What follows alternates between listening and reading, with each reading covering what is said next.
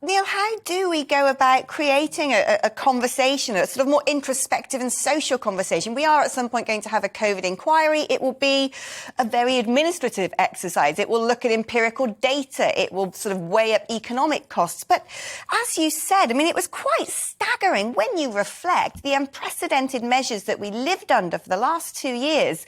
And it seems to me we floated back into this sort of semi-normality without really questioning what went on. How do we do that? How do we now start a national or global conversation?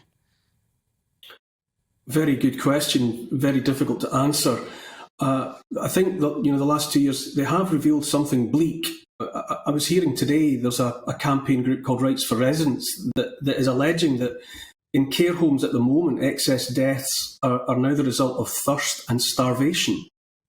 Now, the elderly people and some of those most at risk are dying for want of a drink of water or a bowl of soup, and that it's being alleged that that's the case in 21st century Britain. I think says that we're not out of the woods, or that certain aspects of our society that weren't visible and that have been revealed and made plain in the last couple of years are still to be considered.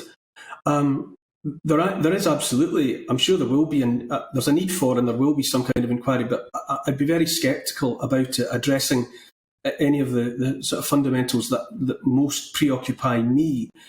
I do think it's a fundamental and a philosophical question.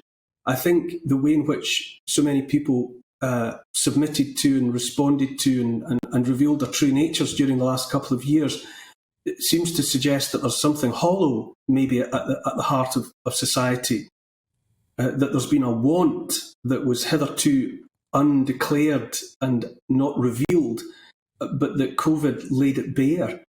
And I do wonder at the extent to which we have or had the kind of society or community that so many of us believed that we had, that so much was surrendered with hardly a backward glance. And even when it began to become apparent after a few months that the virus was primarily a threat to the very old and the very ill, and we could see that, and many of us were predicting that the continuation of lockdown was going to be disastrous, lethally disastrous for health, for well-being, for the economy, in every conceivable way.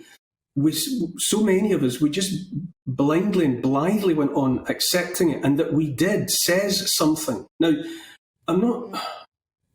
maybe that is just the case. Maybe I don't actually think that anyone was changed by the last 2 years. I think people's essential natures were revealed by the last 2 years. And I think a lot of uncomfortable realities and truths were simply laid bare by the last 2 years. And for sure, there's a conversation or many conversations that need to be had. But like you, I would tend to suspect that anything that the government will bring, to fill that void will be bureaucratic and administrative. I think we really need to start asking ourselves what kind of society we want to have, and we need to decide whether the institutions that are supposed to hold it up like scaffolding, if they are still fit for purpose. And if not, then, well, there's a whole new basket of conversations that we need to have in the future.